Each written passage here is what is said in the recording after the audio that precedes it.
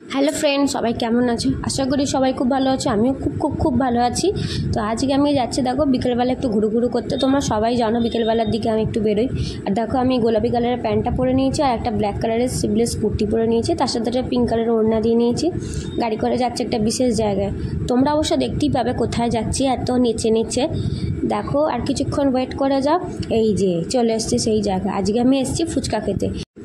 আজকে ফুচকা খেতে আসার পেছনে একটা বিশাল বড় কারণ আছে। আর সেই কারণটা কি বলো তো? সেই কারণটা হচ্ছে এই দিদি ফুচকার দোকানটা একদম নতুন খুলেছে আমাদের বাড়ির খুব কাছাকাছি। আর এই দোকানের স্পেশালিটি হলো, আমি আদার্স লোকের কাছ থেকে শুনতে পেলাম, এই দিদির গন্ধরাজ ফুচকা। ওই ফুচকাটা কিন্তু অসাধারণ। আর এর যে পুরটা না, একদম সিঙ্গারার পুরের মতন মাখা থাকে, তাতে বাদাম থাকে, ঝুরি ভাজা থাকে, স্বাদেও বেশ সুন্দর। তো আমি ভাবলাম যে চলো গিয়ে আজকে এনার কাছেই ফুচকা খেয়ে আসি। অনেক জায়গায় তো খেলাম, তো এনার কাছে ফুচকা খেয়ে দেখি কেমন লাগে।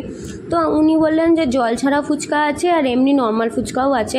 তো আমি ভেবে দিলাম জল দিয়ে তো রোজই খাই, আর গরমে তেঁতুল খেলে একটু আমার প্রবলেম হতে পারে, মানে ফোঁড়া বেরোনোর চান্সেস থাকতে পারে।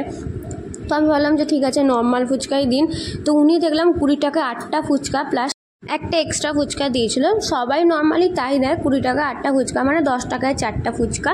আর 10 টাকা কিন্তু কোনো ফ্রি থাকে না, 20 টাকা একটা ফ্রি থাকে। তো এনার দোকানে দেখলাম পরিবেশটাও বেশ পরিষ্কার পরিচ্ছন্ন, হাইজিন মেনটেন করেই করে।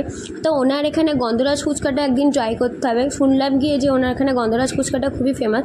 তোমাদের কেমন লাগলো ফুচকাটা দেখে কমেন্ট করে জানিও। না খেতে বলিনি, দেখেই বলছি।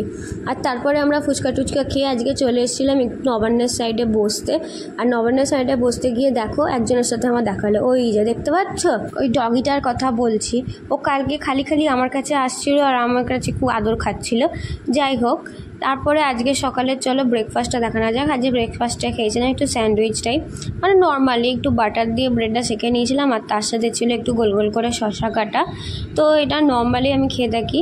আর তার সাথে ছিল একটা ডিম সেদ্ধও খেয়েছিলাম একটু নুন দিয়ে, আর একটু জুস খেয়েছিলাম। যে ঘরে চলে এসেছি ব্রেকফাস্ট নিয়ে, ঘরে বসে ব্রেকফাস্টটা করে নিই। তারপরে আমার ইচ্ছা ছিল আজকে ভিডিওটা কন্টিনিউ করার, কিন্তু ঘরে এত কাজ ছিল যে যথারীতি আমি ভিডিওটা কন্টিনিউ করতে পারিনি। হ্যাঁ, যথারীতি আমি আমার ভিডিও এন্ডটাও করতে ভুলে গেছি। তো যাই হোক, তোমাদের ভিডিওটা ভালো লাগলে লাইক করে দিও, আর চ্যানেলটা সাবস্ক্রাইব করে দিও, ঘন্টাটা টং করে বাজিয়ে দিও। আর দেখা হচ্ছে পরবর্তী ভিডিওর সাথে। ততক্ষণ স্টে টিউন, বাই বাই।